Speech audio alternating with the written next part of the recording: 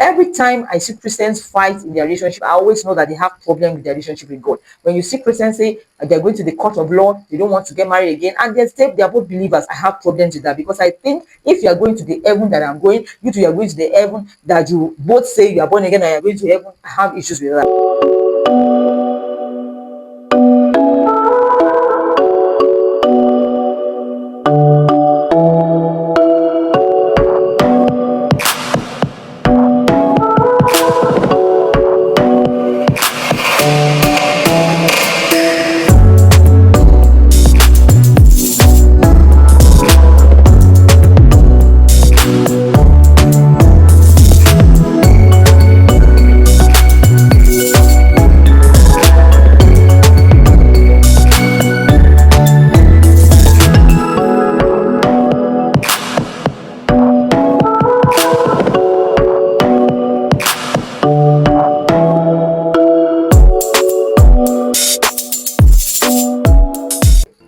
Hi everyone, I'm back again this week, and I want to welcome every one of you that liking my YouTube channel. Thank you for following, and you're welcome today once again to Lifestyle with Tinu Smith. And today I'm bringing a very spicy topic to you because I know it's something you would love, and it's going to capture everyone that is married out there, and even for those who are not married, they are going to be able to learn one or two things from what I will be discussing today. So today we are going to the part of marriage, and I know it's going to be a beautiful topic. So our topic for today is rekindling the fire of love in marriage, and I'm sure it's a spicy topic that everyone will love to listen to. Nowadays, we see a lot of marriages on the verge of divorce, and you wonder how we got to that. A lot of people started so well, but down the line, 6 months, 1 year, you'll be amazed that they want to go to the law court for divorce, and you'll be wondering what actually happened. And to now, put the icing on the cake, we have people that have been married for 25, 30 years that are also saying they don't want to continue again. After having several children, they find themselves at the battle, battling one another over marriage, and they want to go their separate ways. So why is this happening? That's the question we're asking today, and that is what we want to delve into to find how people start in love and end up in hatred. So, and I know it's not something natural. Definitely a lot of things must have happened to bring people to that point. So as you're listening to me, try and remember when you started your relationship with your loved one, or your wife, or your girlfriend, how you all started, and briefly paint the picture of those beautiful moments you had when you used to go to the cinema, when you used to eat out, when you used to go for ceremonies, when you used to even be alone with one another, and how beautiful it was. So now, how did you end up that love dies between the two of you? And that is what we want to look at today. What are the things we are doing that causes the fire of relationship to actually go out? Few people don't like to talk about it when you see that. They don't want to tell you what is actually happening in the marriage. But I believe that this issue that we are talking about today starts from the point of neglect. Because you see, I always tell people that are married that there's no vacuum anywhere.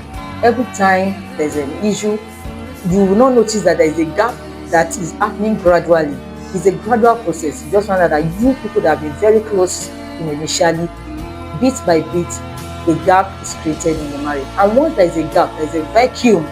And they always say, no vacuum stays empty. When there is a vacuum, something usually fills it. So let's talk about those things that usually causes problem in marriage and causes people to end up at the court of law for divorce. So number one is neglect. When you have anything whatsoever beautiful, if you don't take care of it, if you don't send it, for instance, let's say you have a garden and you took your time out to plant beautiful flowers in the garden, and then you left the garden untended, you do not water it, you do not put barricades around it so that different animals will not enter the garden. You'll find at the end of the day your garden will look bushy, and then a lot of animals will enter and eat up your flowers. So that is how marriage relationship is. When you have your marital relationship and you have committed to someone that I'm going to love you till death do us apart, that means you have to give full attention, 100%. It's not 50, it's 100% attention to the person, and make sure that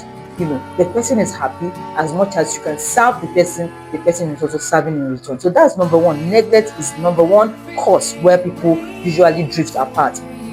We stop doing the little things that matter to us when we first met each other. Another one is unforgiveness. When people find it difficult to forgive people, you have to be adaptable, because you are marrying somebody that's coming from different background from yours, and you were not brought up together. You have different principles, different values about life. Though when you are getting married, your values will not totally be different, but the fact is that you were not raised by the same parents, so you have different upbringing, different mannerism that's been passed down from your parents. So when you now come in contact with someone else and you decide that, okay, we're falling in love and we will be living together, you are definitely going to rub off on one another, and you're going to have different views about so many things. So it takes a lot of adaptability to be able to live together, and that comes also with forgiveness, because a lot of people cannot overlook people's faults. They cannot let go of things that have happened. So if you're in a relationship, whether it is marital or friendship or whatever, if you're not somebody that's adaptable and can forgive easily, you cannot maintain the relationship. Then familiarity. Over familiarity also happens, because you know this person, you've been with them for a long time, you start taking them for granted. Things that you should do for them naturally, things that you care about your spouses, you stop doing them and all this. So you just take them for granted. You think, oh, she should be the one to wash the plate, or she should be the one to take care of the children, or she is the one that is to tend the family and bring the money. No, this is a partnership. Relationship is a marital relationship is about partnership. You must be willing to sacrifice and to also put things into your marriage that will help the marriage to grow. You must be able to invest in that relationship. So those are some of the things I can see. Then we are going to look at some of the areas that we can also look into that will help us to build better relationship. Number one is reconnect, bring back memories that you've lost. Remember those places you used to visit. I and my spouse, we make it a point of contact for ourselves. Every month we must go out, find that it doesn't have to be expensive, you don't have to break the bank, but just make sure you are always revisiting those memories. Go out together, watch a film, stay at home together, bond together. It's very, very important. So when you do this, you find out that you are investing in your relationship, because see, relationship is all about investment. If you are not investing, that means you are always withdrawing. If you have money in the bank and you are not investing anything, you keep moving money, you keep removing money. At the end of the day, the bank account is going to be empty. So relationship is the same thing. When you put things and invest in relationship, you invest care, you invest love, you invest kindness, you invest peace, you invest thoughtfulness, you invest support. Those are intangible substance, but they come out to becoming tangible eventually. So you invest those things. When you invest in them, then you are able to draw from those things, because if you have nothing, there's nothing to draw. So reconnect always, rebuild trust. That's another area people have issue. That's the area you can also help to rekindle the fire relationship. Rebuild trust. You have to trust one another. People make mistakes, and when they make mistakes, you have to be able to overlook and move on. Whatever mistakes they make, don't hold it over their head and say, that is how you did 2 years ago, that is how you 3 years ago. When you keep bringing back old failures and mistakes, you cannot build a good relationship. So you have to have that grace, give people grace to be able to make mistakes, and then you have the ability to forgive them and move on. Another area, which is the rock of all the things I'm saying, is we focus on God. See, in a relationship that God is not there, is very hard, because we are humans and we have our flaws and we have our faults. But one thing that helps a relationship to grow most, which is the foundation of it all, is God. Because you are both different from one another, but there is a centerpiece that holds both of you together. So when you see relationships that are godless, that do not have God in the midst of them, that is when you see, everybody wants to take a piece of the cake. They don't want to serve one another. Children of God go to their relationship to serve. It's not to take. When you go to relationship to take, you are just thinking of, what is he going to give me? What am I going to get from you? Then you cannot go very far in a relationship. You have to be there to serve.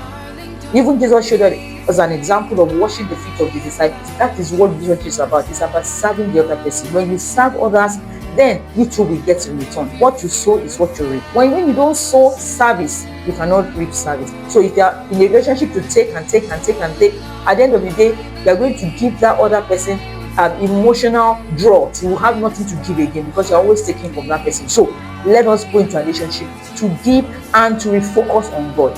Every time I see Christians fight in their relationship, I always know that they have problem with their relationship with God.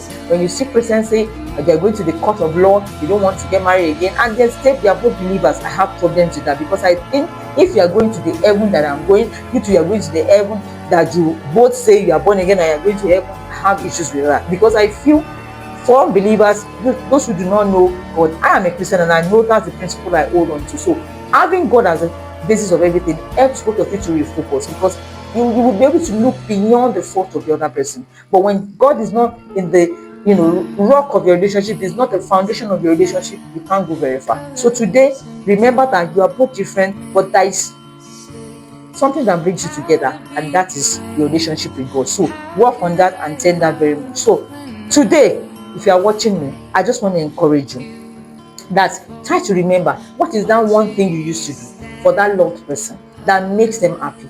Can you just go back and do something for them? Is it a gift that they like? Get it for them. Is it that that love language is helping them to do anxious? Do it for them. Is it that they just love you to hug them, hold them, and be there for them? Do it for them. If you know the love language of your spouse, it helps you to be able to serve them better. Some people love gifts. When you give them gifts, they are happy, they just be smiling. Then do it. So find out what your spouse likes. Is it helping them with outshores? Is it gift? Is it even giving them affirmations, telling them they are beautiful, they are lovely, their dress is fine, their hair is fine? Some women just thrive on that, and men also. So find out the love language of your spouse and give them the best of it. And if you are also in the verge of relationship, you're a single person and you are dating and you are having issues in your relationship, all these things I've said at the rock of it, if you can just put it in, you'll find that you have a better relationship. So I hope you've gained something from today's discussion, and you're going to look at relationship 360 degrees and find a better way of bonding with your spouse. Thank you for listening to me. Until we come back next week again with a beautiful topic that I know will bless you and touch your life. Keep following Lifestyle with Tinu Smith. We love you. Bye.